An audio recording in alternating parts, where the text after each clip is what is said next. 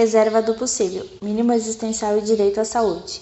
A nossa Constituição Federal diz que a saúde deve ser garantida por meio de políticas sociais e econômicas que objetivem a redução do risco de doença, o que se materializa em disponibilizar os tratamentos médicos, vagas em hospitais, profissionais capacitados, medicamentos, exames médicos, que nada mais são do que formas positivas de preservar a vida e a dignidade do ser humano. Dessa forma, a saúde está positivada na Constituição como um direito de todos e um dever do Estado. A saúde está entre os direitos prestacionais estritamente ligados aos direitos fundamentais, pois não há em se falar em preservar a vida, sem implementar a saúde. Não há como fugir dessa reflexão no presente momento histórico de pandemia.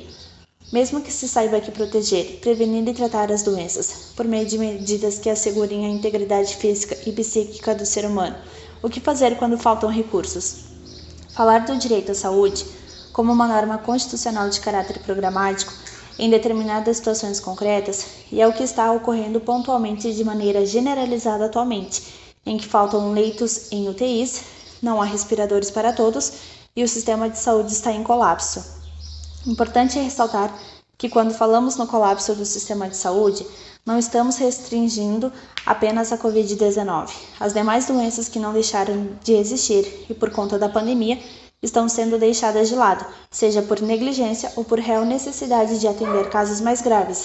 Já estão se agravando e a tendência é que as verbas fiquem cada vez mais escassas. Considerando esse aspecto, é importante que se saiba que discussão não é recente e já há muito se fala-se sopesamento dos princípios em âmbito constitucional e em um aspecto mais amplo, em direitos humanos. Estamos em um momento em que despesas do Estado estão potencializadas e sendo alvo de medidas de urgência, além da restrição aos atendimentos em geral. Não há recursos suficientes para atender todos que necessitam do sistema de saúde, sem questionar se estão ou não sendo respeitados os princípios da legalidade e proporcionalidade na tomada das decisões. O fato é que os Estados não podem realizar, por si só, investimentos para os quais não haja recursos suficientes.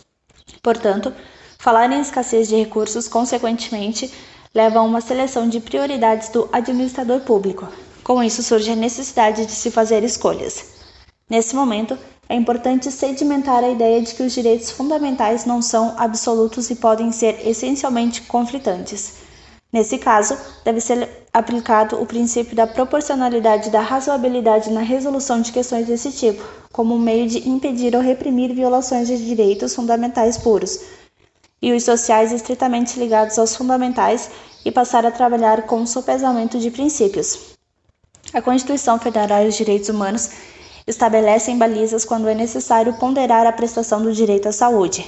Os principais princípios constitucionais norteadores são universalidade, integralidade e equidade.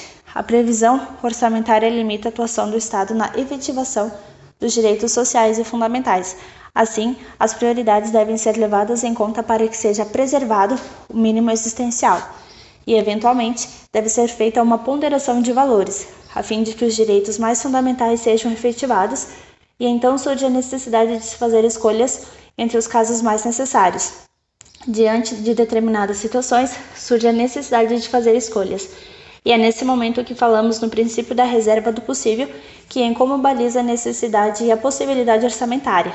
Embora o direito à saúde seja um dever do Estado, não há como aplicá-lo indistintamente em todas as situações, pois o poder público possui limites orçamentários, bem como existem outros direitos como educação, alimentação, segurança e etc. Desse modo, falamos em 3 elementos: distributividade dos recursos, o número de cidadãos atingidos e a efetividade do serviço, observando desse modo o princípio da reserva do possível, em atenção à perspectiva de efetividade e viabilidade no caso concreto. Então, o que é o princípio da reserva do possível? O princípio da reserva do possível deve observar, em cada caso concreto, os 3 elementos ditos acima: a necessidade, a distributividade dos recursos e a eficácia do serviço, e materializa-se para o Estado na prestação de políticas públicas, das quais se incluem os direitos sociais e prestacionais. Sendo assim, as peculiaridades de cada caso concreto são essencialmente observadas, pois o poder público deve prestar o serviço adequadamente e em estrita no cenário em que há escassez de recursos, inevitavelmente que tenham que ser feitas escolhas para que se chegue com o menor dano possível aos direitos humanos, ao atendimento dos casos mais necessários, para ter-se a dignidade da pessoa humana e da igualdade material, levando em conta a necessidade da coletividade.